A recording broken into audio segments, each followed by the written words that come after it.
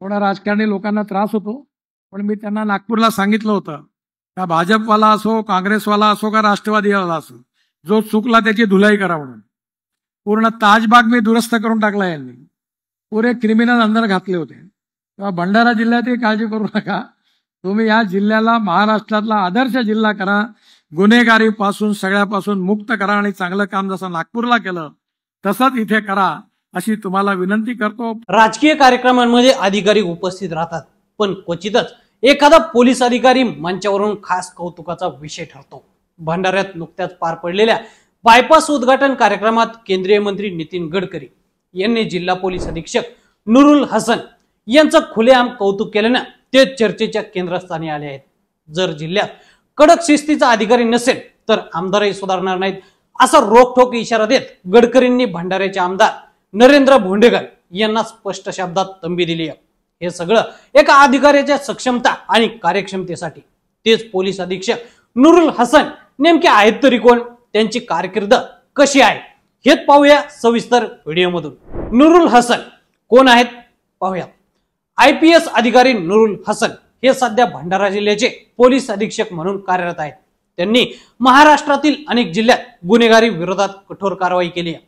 त्यांच्या कार्यशैलीतील शिस्तप्रियपणा, गुन्हेगारांवरील धडक मोहीम आणि पोलिसिंग मधील पारदर्शकता यामुळे त्यांना ओळख मिळाली. राजकीय हस्तक्षेपाला न झुकता काम करणारा अधिकारी अशी त्यांची प्रतिमा असून जिल्ह्यात कायदा आणि सुव्यवस्था अबाधित ठेवण्यासाठी त्यांनी अनेक धोरणात्मक निर्णय घेतले.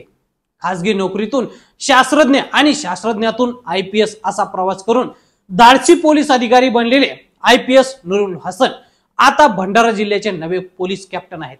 वर्धा जिल्ह्यातून भंडारा जिल्ह्याचे नवे पोलीस अधीक्षक म्हणून त्यांची नियुक्ती करण्याचे प्रशासकीय आदेश जारी करण्यात आले आहेत. 2015 बॅचचे IPS पोलीस अधिकारी नुरुल हसन यांचं नाव ऐकताच गुन्हेगार थरथर कापतात. त्यांचे धाडसी कारनामे नागपूर आणि वर्ध्यातही प्रसिद्ध आहेत. नुरुल हसन नागपूरमध्ये DCP राहिले आहेत. नागपुरात राहून त्यांच्या नावानं गुन्हेगारांमध्ये भीती निर्माण केली. त्यांच्या नावावर अनेक धाडसी कारनामे नोंदवले गेले आहेत. मग ते क्रिप्टोकरन्सीचं प्रकरण असो किंवा चीनमध्ये बसलेले सायबर गुन्हेगार असो किंवा ऑनलाईन फसवणूक असो, या IPS अधिकाऱ्यानं मोठ्या गुन्ह्यांना आळा घालण्यात कोणतीही कसर सोडली नाही. वर्धा जिल्ह्याचे पोलीस अधीक्षक असताना नुरुल हसन यांनी अनेक गुन्हेगारी कारवायांना आळा घालण्याचं काम केलं. त्यांनी 4.5 कोटी रुपयांच्या दरोड्याचा पर्दाफाश केला. आता त्यांनी त्याच शैलीत भंडारा जिल्ह्याचा कॅप्टन म्हणून पोलीस खात्याचा कार्यभार स्वीकारलाय. याआधी त्यांनी बाबा अणुसंशोधन संस्थेची परीक्षा दिली आणि तारापूर केंद्रात शास्त्रज्ञ म्हणून पदही भूषवलं. नुरुल हसन यांचं उत्तर प्रदेशातील पिलीभीत जिल्ह्यातील हररायपूर हे मूळ गाव. कुटुंबाची आर्थिक परिस्थिती सुरुवातीपासूनच हालाकीची. वडील 4थी श्रेणीतील कर्मचारी तर आई गृहिणी. त्यांना 2 लहान भाऊ होते. नुरुल यांचं बालपण आर्थिक अडचणीत गेलं. सुरुवातीचं शिक्षणही गावातच केलं. जेव्हा त्यांच्या वडिलांना नोकरी मिळाली तेव्हा कुटुंब गाव सोडून बरेलीला गेलं. त्यांनी 12वी बरेलीतूनच केली. ते बरेलीतील एका झोपडपट्टीत राहत होते.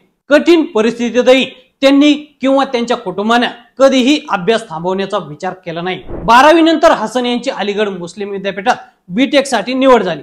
पण नंतर त्यांच्याकडे फी भरण्यासाठी पैसे नव्हते. त्यानंतर त्यांच्या वडिलांनी त्यांच्या गावातील जमीन विकून फी भरली. येथून शिक्षण पूर्ण केल्यानंतर त्यांना एका खासगी कंपनीत नोकरी मिळाली. या नोकरीतूनही त्यांच्या कुटुंबाच्या मूलभूत गरजा पूर्ण करणं कठीण होतं. त्यानंतर त्यांनी बाबा अणुसंशोधन केंद्रानं घेतलेल्या परीक्षेसाठी फॉर्म भरला. ही परीक्षा उत्तीर्ण झाल्यानंतर त्यांना शास्त्रज्ञ म्हणून नियुक्ती मिळाली. नोकरीसोबतच UPSC तयारी करणं कठीण नव्हतं, पण त्यांनी हार मानली नाही. 2013 मध्ये त्यांनी सिव्हिल सर्व्हिसेस परीक्षेची तयारी सुरू केली आणि त्यांच्या कठोर परिश्रमामुळे 2015 मध्ये UPSC उत्तीर्ण झाले. त्यांनी UPSC मध्ये 625वी रँक मिळवली आणि पुढे त्यांची IPS साठी निवड झाली. नुरुल हसन यांच्या नेतृत्वाखाली भंडाऱ्यात अनेक महत्त्वाच्या कारवाया करण्यात आल्या. जिल्ह्यातील महिलांच्या सुरक्षिततेसाठी विशेष पथक, सायबर गुन्ह्यांवर लक्ष ठेवणारी टीम आणि गुन्हेगारी टोळ्यांवर मोहीम हे त्यांचं ठळक कार्यक्षेत्र ठरलं.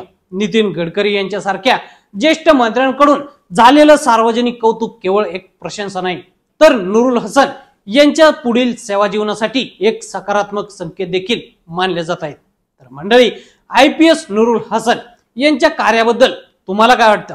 आम्हाला कमेंट करून नक्की सांगा आणि असेच नवनवीन माहितीपूर्ण व्हिडिओ पाहण्यासाठी लेट्स अप मराठी फॉलो करा. सोशल मीडियाच्या भाऊ गर्दीत विश्वासार्हतेने चकाकणारे नाव म्हणजे लेट्स अप मराठी. सगळ्यांना, सगळ्या नागरिकांना ती स्पीच, ती लेट्स अप वरील मुलाखती म्हणजे विचारांचा खजिना. त्यानंतरच्या निवडणुकीमध्ये मला सोडून गेले.